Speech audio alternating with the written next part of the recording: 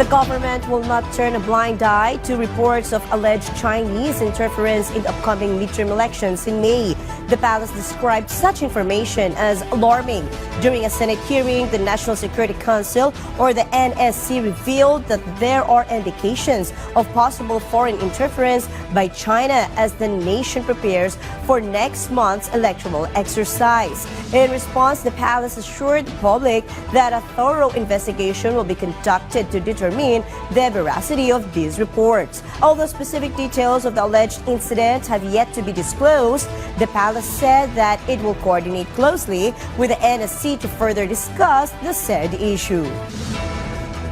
Ito po ay talaga nakakaalarma at paiigtingin pa po natin ang sa utos na rin po ng ating administrasyon na imbestigahan ng malalim para malaman po natin kung ano man ang katotohanan patungkol po dito. Dahil nga kahapon po ito nangyari at nagkaroon ng pag-iimbestiga.